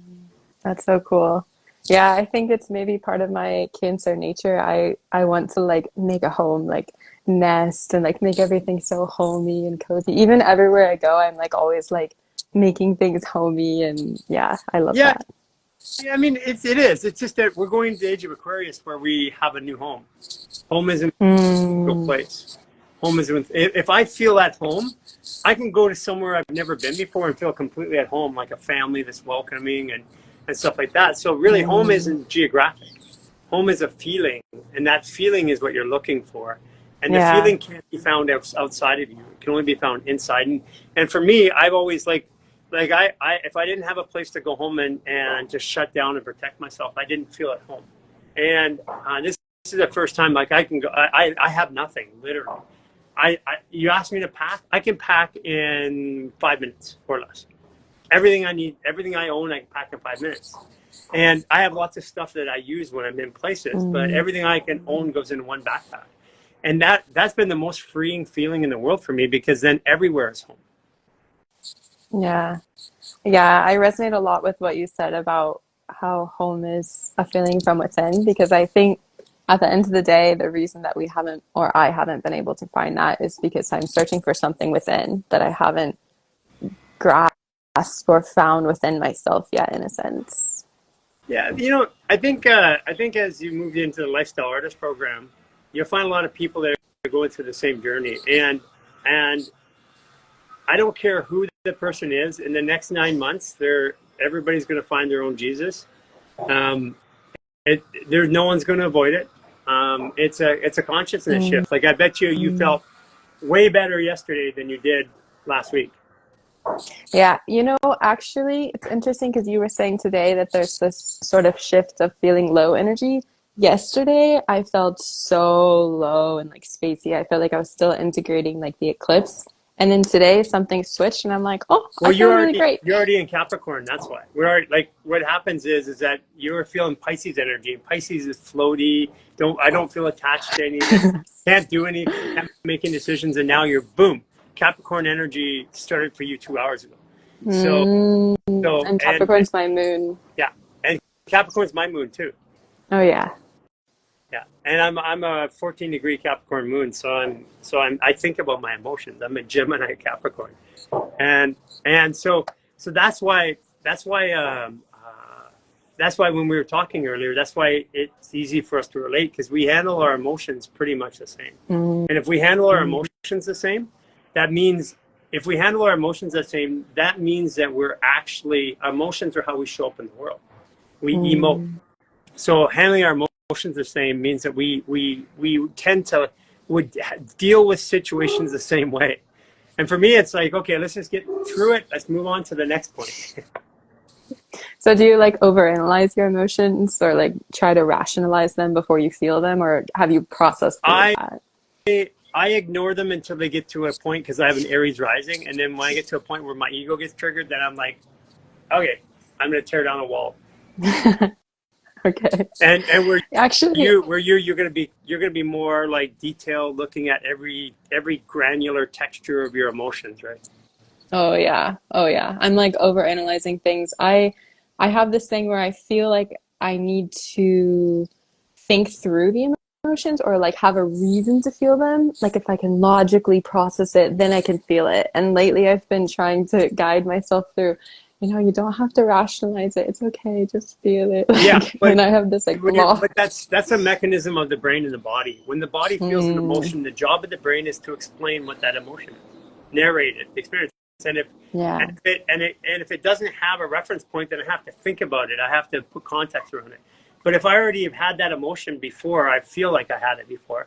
The brain goes, "Oh, that's like this over here," and it jumps way over to there. And there's a narrative I ran before. It pulls that narrative up and starts running it. Mm, So technically, yeah, I you don't resonate. you're not feeling when you have the feeling. If you stop and then don't allow the narrative to run in, then you get to recontextualize that emotion because you're a different person than you were 2 months ago. So Mm, that means that your ability to react emotionally is going to be based on habits that have been there for your whole life. mm, yeah, for sure. I think I know that I have this tendency to dissociate. Like I pull out of my body because of traumas and things I experienced. So learning to come back into my body, find that safety has been a huge part of my healing journey. And um, yeah, not Well, isn't that funny? like, Isn't that funny? It's kind of like your body is home. Trying to find your home. yeah, yeah. See? So true. That's what it is. Mm, It's that staying in your body because it's uncomfortable. Because who wants to be in the midst of that emotional judgment, right? Like you don't want to be there, mm, and yeah. and so, but you are your own narcissist, and I mean we all are. But I mean you're the one that's creating all the conditions that you don't want to be in your body in. So then it's a matter of Mm, making a decision to make that change. yeah. That's so true. This sort of like shift into Scorpio season and between the eclipses, I felt this need to go very much so inward into the shadows, into the ego, into the like inner child, all the parts of myself that I don't love or I don't want to acknowledge that are like the deepest pains, the shame, all of it. I had to like go in and feel it. And today's the first day I've sort of felt myself like coming up, I putting mean, my head above the clouds, seeing the sun, like that. I knew that I had to go through it. And I felt with the eclipse, it was like chaotic. Even it's cool because we live by the ocean. So I could see the physical representation of the energy with the waves. It was like crazy it smashing was down. And I was the like, oceans were very crazy. Like even here, we couldn't even get in the ocean here the last couple of days. yeah. And I kept thinking, I try to like watch nature and learn something from it. So I kept thinking, what can I learn here? And it was ride the waves. Like I saw this duck the last full moon and the waves were crazy and the duck was just like do do do do do like riding it. And I was like, okay, that's the level of energy like I would like to attain. So just sort of go into the uncomfortable feelings, go into this depth that I'm asking to go, that I feel like the universe is asking me to go through, feel it, and then I know for sure I'm going to emerge on the other side. So what can I go through in this experience? And that was, I think, the best thing I could have done. Yeah, I think for you when you feel that way, just do this one. Do your head heart connection. Just bring yourself back in. It's because what happens is your brain starts running on the narratives, which are habits, and your heart goes, "Hey, wait a second here. You were over here talking to me. Now you're talking. Now you're like doing this brain thing again." And so just bring it back together. And you, like for me, when I was going through shit the last couple of years, like detoxing all this stuff in my body and my emotions in my life, I mean, I can't tell you how many times I did that or my organ reset. Sometimes I do an organ reset like 7-10 times a day. And, and, and then that was allowing me to get out of the fight or flight so that I could then build more context around the emotion. But Yeah, that makes eventually you sense. have to face it. Yeah. Yeah, that's the tricky part. It's building the capacity within your body to be able to have the resilience to feel and bounce back and then feeling it. Because sometimes I think people try to feel stuff right away and they don't have the capacity. So like if your thing is maybe dissociation, you'll just like bounce out of your body. So it's sort of building that capacity to feel it, and then learning how to feel it, going through little by little, like, yeah. And then all of a sudden you get to this point where I feel like I am now, where when the big stuff hits, it's like, oh, I can feel this a lot better than I could in the past. That's what the fascial maneuvers, that's what it did for me. Because it took out the reactiveness to the world. And because when I react, I'm now in stress. And if I'm in stress, I'm in the emotion. I can't observe it anymore. Yeah, I feel that. Every time I feel stressed and we go do the fascial maneuvers, I'm like, oh, I'm a different person now. Like, I needed that. I was saying earlier to Ryan that I had troubles in the beginning. I've had troubles building self-care routines other than, forceful ones like working out or going like doing something very physical, right? And like breathing routines and stuff like that. Fascial maneuvers was the first one because I would do it, and within minutes I could feel the contrast. So I was getting high, and for me, my brain goes, I can pattern this. And then every time I felt bad and I did it, it's reinforcing the fact that I'm actually getting good hormones or getting high in a good way. Yeah, like getting used to, I think you or somebody recently was talking about the difference between getting excited and getting triggered, like getting anxiety, that it's the same thing, but it's your perception that changes it. It is, yeah. But if your body's in stress, you're gonna gravitate towards anxiety. And so what happens is that our bodies are now being put in stress mechanically through dehydration, chemical overload, society pressures, which are not natural. So we're in stress in our lives. So when the emotion comes up, then we go to the negative side. And if we've gone to the negative side the last 100 times you felt it, then by default, it takes you a while to shift back and see it in the positive. That's why doing fascial maneuvers over a repetitive period of time will then give you the space and time to get out of it. Yeah, that makes sense. Yeah, I struggle a bit with the consistency. I tend to get like really into something. Don't judge yourself for it. Just you'll find something that's little. Like don't make it a whole class to do it. Like organ reset, do it a couple times a day. Anti-gravity, do it a couple times. Pick one maneuver and do it 4 or 5 times a day, just for a week. And then pick another maneuver, do it 4 or 5 times a day, and then see what happens. Because what happens is you build that relationship with your body and what it does for your body. And then you don't have to, because right now you're still thinking, I've got to go do this activity to get what I want. But if all throughout the day you're doing little things to get what you want, then you don't have that emotional, you have to build a lot of emotional energy to go spend an hour doing something. But it requires nothing to do it for like 3 minutes. Yeah, I've kind of been doing it that way, like a bit intuitively. I'm on day 1 of the 28-day reset, but I haven't been able to get myself to watch all of the videos. Yeah. And I'm like, okay, the stress maneuvers, or when people do them live, I'm like, okay, I'm there. Like I jump up and I do them and I love it. Like you were saying earlier that if someone would come to you and say, let's do something, you'd wake up in the middle of the night. You're probably a generator. That's me. Yeah, I'm a generator. Yeah. I struggle with consistency, that's why it was tough for me to build a self-care routine. But what happened is I just did it habitually. Instead of doing a big long one, I did little maneuvers throughout the day habitually. And then I become habituated in that. So I didn't know, so it became a part of me, not something I had to do. Yeah, I resonate with that. Doing the stress reset, that's the one I go to, and I'm like, oh. And then the organ one, I'm like, oh, okay, I feel so much better. Yeah, but you can just do the organ reset. It takes 7 to 10 minutes, and even you can breathe quickly through it, and then just calm yourself down. Like you get in a situation, you go out somewhere, something happens, sit in the car, do it really quickly. You're gonna go into a room, and you're gonna go into a meeting or something like that. Just do it, and then you just keep calming yourself down. And then after a while, your brain goes, wait a second here, I function better when I do this. And your brain's always looking to optimize your function. Yeah. It's just you're just retraining yourself. That's all. You've just been trained to do it one way. Which is like all or nothing. All or nothing. Yeah. It's like 0 to 0. Yeah. That's what I struggle with, is I get really, really into something and then I'm done. It's like, okay. I'm the same way. So this is the only thing that I've done outside of working out in my life that I've done consistently my whole life, or well, for many, many years. I mean, we're 4 years now. It's the only thing I've done consistently, because I would do something and then not do it, just do it and do it.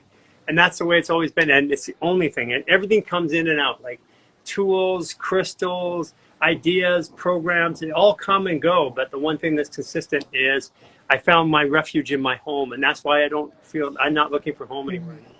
Oh, I resonate with that. I felt that. Yeah, yeah. That's cool. Well, we're going to get time to meet you and see you in person sometime soon, I imagine. Yeah, definitely. I think that'll be so cool. And just finish the 28-day reset, the Lifestyle Artist Program, and you'll start to see, because you'll get more reflections from people that are going through the same thing. And the way that they talk about it is going to meet you a little bit better, because you'll hear more cancer approaches to the same issue, and you go, oh, I can identify with that. Yeah, I want to meet a more like 28-degree Cancer. So I'm like, where are you? Yeah, Come to me. You'll find them. You'll find them for sure. You're a change maker. I have a question for you, actually. Sure. I'm like a bit nervous to talk about it, but I feel like while I have you here, I'm like, okay, just go for it. So I've been on this journey I've been on a journey for healing for a while, but specifically for my teeth, in this past year. And I'm thankful for it in a way, because it's sort of catapulted me into healing. And we've talked about it like a bit. And what I've really come to this realization of is, because I did everything perfectly for a year. I learned all the things with Weston Price and, all the things. And what I sort of come to this realization of is that I think that it has nothing to do with being quote unquote perfect or doing all the things. It's emotions that are trapped within me, and it's like a message. And every time that I have a pain or an ache come up in my teeth, I get a little bit triggered, and I'm like, okay, what's coming up here? So, not really sure what my question was there, but yeah. Your question is basically, you're just on the same frequency that I'm at, because I've been going through this with my teeth. Like I have literally my canine teeth are literally just rotting out of my head, and I've done everything right, and there is no explanation scientifically or logically that it should be that way. And everything else in my body, I'm younger in every single way. Even my hair is growing back, and so I've had what have I learned through it? Okay, well, first of all, I've learned that I spewed a lot of shit in my life. I've talked a lot, and I've hurt a lot of people with what I talk. That's the lowest part of it. But the other part about it is that a lot of my ego, or how I thought I felt or fit in society, was based upon that. Like, there are people judging me. Am I okay? Will they accept me as a leader in this movement if I don't have good teeth? I mean, it's a dark rabbit hole, and it goes deep. I mean, it goes deep, and so I could do what everybody else does. I could go pull it, put a veneer on. And I pulled all the dental work that I've done to my mouth. I pulled it all out. I said, it is what it is. I'm going to let my body make a decision on how to do this. And if I'm not supposed to have teeth, I'm not going to have teeth. That's what I said to myself. And that actually when things started changing, by the way, because I accepted what it was. But the journey of what I've learned about my ego and my social acceptance and the programming and my fear and my resentment for, I had resentment of myself for all the things that I've done bad to my body. But I mean, I've taken care of my body generally, but I saw this resentment, all the bad things I've done. I know I'm talking through exactly what you're going through. So I was looking at mine today for the first time in a long time. And I'm like, okay, what now? Like, when? I know a couple things, okay? There's a drug in Japan that's just been clinically approved, and they're trialing it, that regrows your teeth. Okay, so that means, and this is where I'm coming to. The body, if a drug can do it, there's a natural source that they've got that can do it. And if there's a natural source, that's just telling the body to do something it wasn't able to understand or do before, which means the body can do it. So I'm back to the same old damn thing, right? The body can heal itself. So the thing is I got it in my face every day.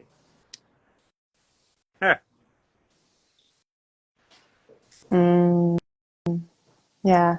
mastic gum. I put the mastic gum on. It just makes it easier, and the body can heal itself. But I got that going every single day, every time I talk to somebody, every time I look at it. And it has been the best teacher of humility. And it's the best corrector of my ego that I've ever had. It's made me, it's thrown me off cliffs sometimes where there was one, and when I first started doing this, I was like shaking. Like I was going out for a public interview, and I'm like, and I'm building all these stories in my mind. And I'm like, then it came to the point where, okay, I'm going to start to thank my body for what's happening. And then, I still have these stories in my head. Well, what if somebody says this? What if they say this about you? And, like, what do you mean? Like, you're preaching all this about the body and health and all this. And I said, I'm not preaching health. I'm preaching your body heals itself. Get out of its freaking way. That's what I'm preaching. And let it do its thing. Yeah. And so it's doing something. And it happened to be both canines. Nothing else, just my canines. What does that tell you? And that's connected to my gallbladder, which is resentment. What does that tell you? So, listen, I don't know the end of this journey. I'm becoming more and more okay. I'm becoming more and more okay with that's just the way it is. But I wanted to show you today because it's personal. It really is something personal because everything else in my body and my life is better. I look younger. I feel younger. My body is younger. I feel lighter. I'm stronger than I've ever been. I have more energy in every capacity. I am younger. My hair is growing back blonde. I'm younger. But why is this one thing? And that's and it's a self-judgment also. Like, what am I doing wrong? Yeah, I was gonna say, like, I saw an older video of you and I was like, wow, you look so healthy. And even just recently, like, there's been shifts and changes in your energy, and it's like who you are inside is like exuding outwards more now. Yeah, you know what? For the most part, people don't even notice. And that's, but the contrast is what allows me to stay humble through this process. And that's the important part where I am right now. If I wasn't staying humble where I am right now and what we're doing in the world, it could get really, really messy really fast. And so thanking my body, thanking my situation, thanking my teeth for doing what they're supposed to do. I know it's going to grow back. I mean, in my knowledge knows that whatever needs to happen is going to happen. I know that teeth regrow themselves. I know it does. I have evidence. I've seen it live in person myself. So why wouldn't it happen here? But it's all of that. It's allowing me to get out all of those emotions that wouldn't be getting out. If everything was just perfect, I wouldn't be able to get any emotions out. And if I was perfect, then I have no room for change. If I have no room for change or growth, then how could I stand in front of you and talk? Yeah. And I can tell that this is powerful because I'm like shaking. It's like bringing stuff up. I feel it. Yeah. I mean, there's a lot of connection. I read your chart too. There's a lot of connection between your energy and my energy and where we are in the world. You're meant to make a difference in the world. And the only way to truly do that is not to go study and get a certificate. It's to live the experience.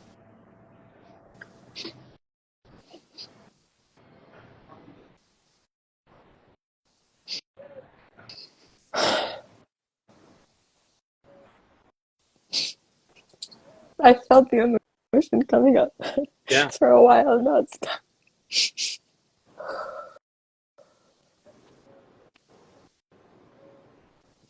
I feel that.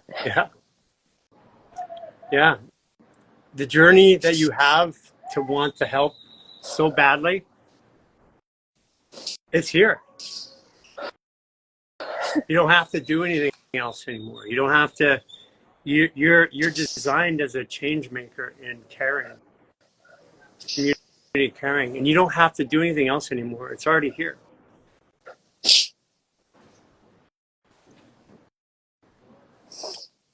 I felt that a lot. Yeah. And you've been trying to constantly do more to feel worthy of the position of doing it. Mm. Yeah. Yeah. Yeah, I know exactly what you feel like. Yeah. There's like an energetic exchange. It's hard to even put it in words. Mm. There's so much I want to say, but it's more of just like, just sit in the energy. Yeah.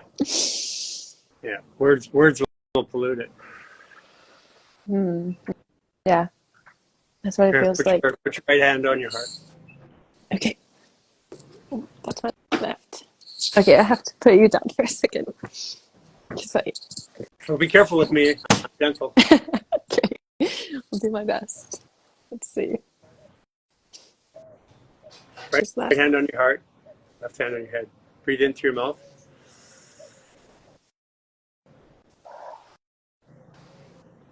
2, 3.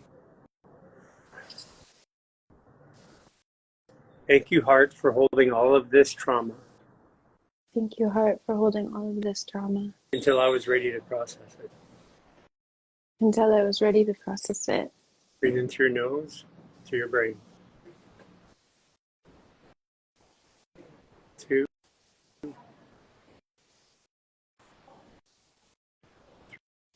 3. Thank you, brain, for protecting me Thank you, brain, for from protecting me the trauma that I was holding from the trauma that I was holding until I was ready to process it. until I was ready to process it. I'm ready to process it now. I'm ready to process it now. Breathe in through your mouth. 2,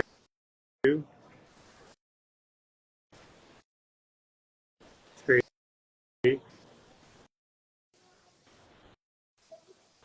I'm letting go of anything that doesn't serve me now. I'm letting go of anything that doesn't serve me now. Through your nose. 2, 3.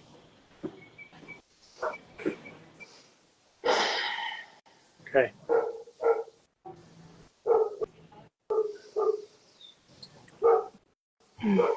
Look a little brighter around you right now. Yeah, actually. Whoa. Very bright. That feels good. Listen, I can connect to it because you and I, that thought and what's going and where it happens, it's the same thing.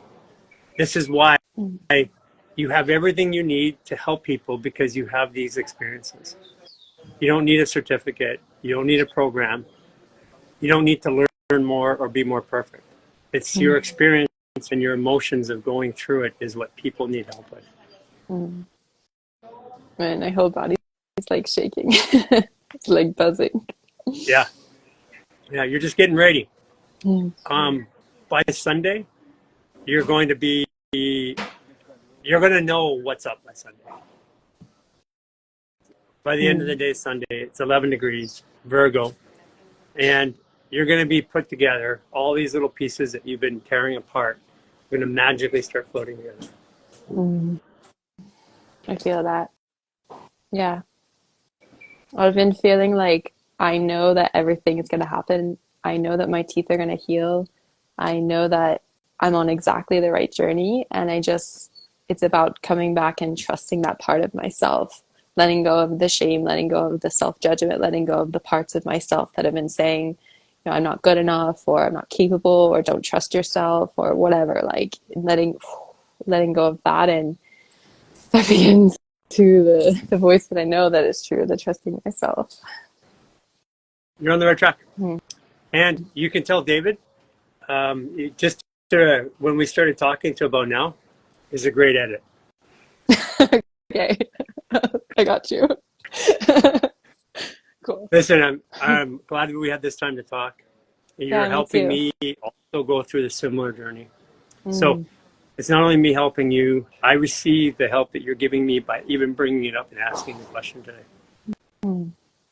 Thank you for the courage Yeah. to do that. Mm. Thank you. Talk to you later. Cool. Bye. Bye. Wow. Yeah, the true mark of a healer is somebody who looks for the healing in everything that they do for themselves. And she brought me an opportunity. Perfect timing, because I was contemplating myself this morning. You can't make this stuff up. Super powerful. So we'll end there today. Couple things. If you guys can go to our YouTube, please subscribe, share this with other people. Our worldwide mission, we're redefining how we talk about it, but our worldwide mission is to get this out. If you want to donate, please donate. One of the ways you can help and donate is to buy supplements. Those are the two methods that we have, or go to one of our classes. We have a class on Sunday or Saturday. That class is a modification class. Go to the modification class. In there, we're going to teach you how to take and customize fascial maneuvers for you.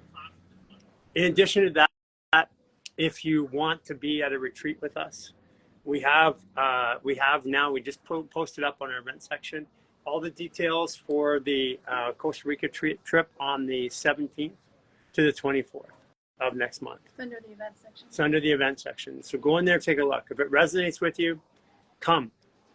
We're going to be helping people learn more about helping themselves, how to live the lifestyle we live, and how to help others. We have coaches, facilitators, practitioners. We'll be there. And we're going to be moving together, eating together, living together. And this is a little bit different than you're used to. It's not very big. We're only going to have 50, 60 people there. So this isn't hundreds and hundreds of people. You're with us the whole time. And in addition to all of this, take care of yourself. Go do a fascial maneuver. Don't make it a big thing. Do one maneuver. Do it 3 to 5 times a day. Do that 7 days in a row. Just do that. One maneuver, 5 times a day, 7 days in a row, and see what happens to you. Share that with other people. If you have a video or content that suits us, if you're a content producer and you want, we have a content creators program that you can start to join. Ooh, we have a call tonight. We have a call tonight. And but they join the program by registering on our Mighty Network app, right? Yeah, I'm going to put a link in our link in bio also. Okay, we'll put a link in the bio for content creators if you want. And that helps us take and get this message out around the world. If you are struggling with something right now, the only way through this is you. It's not me. It's not a practitioner around you. There is no healer. There's no guru that's going to save you. It comes through you taking care of you. And it's the scariest thing you'll ever do and the most rewarding thing you'll ever do. I'm looking forward to whoever decides to come on a retreat. Also, we have our event on Saturday, which is the modified maneuvers. Sign up for that. It's a good way to support us. It's a good way to learn.